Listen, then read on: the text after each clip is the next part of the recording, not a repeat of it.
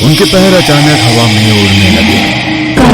ताकत का आभास नहीं है तुम्हें लड़की, तो हमें देख लो।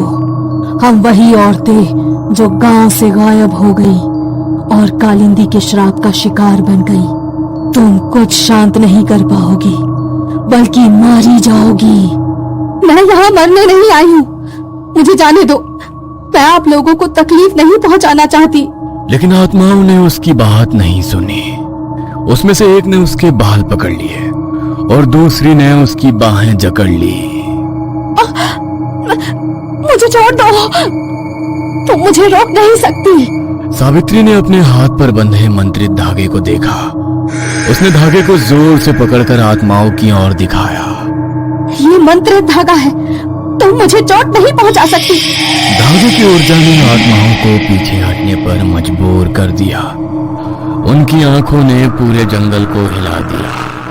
इस धागे से तुम हमें दूर कर सकते हो, पर कालिंदी के सामने टिक नहीं पाओगी। आत्माओं से बचने के बाद सावित्री ने खुद को एक विशाल आग की झील के सामने पाया। झील की लपटें इतनी ऊंची थी कि उन्होंने आसमान को ढक लिया था। ये आग कहाँ से आई? इसे पार करना असंभव है। ये क्या हो रहा है? इससे तो मैं कुएं तक नहीं पहुँच पाऊंगी। आग की लपटों ने सावित्री की त्वचा को तपाना शुरू कर दिया, लेकिन उसने अपनी हिम्मत नहीं हारी। अगर मुझे इस श्राप को खत्म करना है तो मुझे हर बाधा पार करनी होगी। सावित्री, तुम हार नहीं मान सकती। घर पर गुंजन तुम्हारा इंतजार कर रही है। अगर तुम हार गई तो गुंजन की जिंदगी इस आग से भी खतरनाक बन जाएगी। सावित्री ने अपने चेहरे को अपने कपड़े से ढक लिया और धीरे धीरे झील के किनारे पर चलने लगी, लेकिन लपटों ने उसके पैरों को जलाना शुरू कर दिया। ये कितना दर्दनाक है, लेकिन मुझे रुकना नहीं है। नहीं, मुझे चलते रहना है। उसकी हथेलियां और पैर झुलसने लगे थे। वो अपनी पीड़ा को सहते हुए झील को पार करने में सफल रही, लेकिन उसकी हालत बहुत गंभीर हो गई थी। उसके पैरों से खून निकलने लगा था।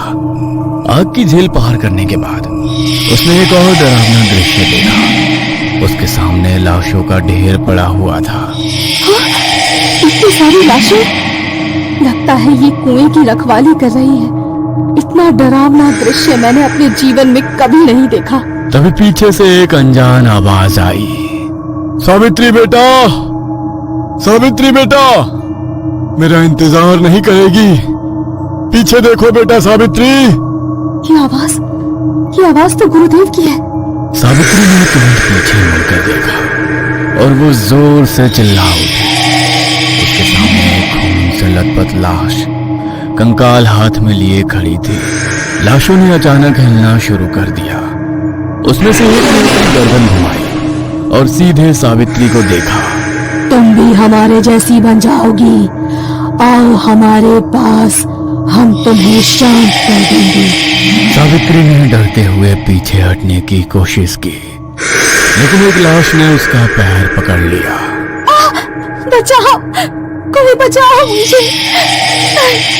तभी अचानक एक हवा का झोंका आया जो बहुत तेज था और सारी लाशें वहां से गायब हो गईं। सावित्री ने लाशों से अपना पैर छुड़ा ली थी और दौड़ती हुई कब्रिस्तान से बाहर निकल गई। मुझे तो लगा था कि आज तो मर ही जाऊंगी, पर वहां मेरी मदद किसने की? वहां कोई तो था। मैंने उस झोंके में किसी की परछाई देखी। काश इस वक्त गुरुदेव मेरे साथ होते तो मैं इन परेशानियों से लड़ पाती। पता नहीं अब और कौन सी मुसीबत मेरी राह देख रही है।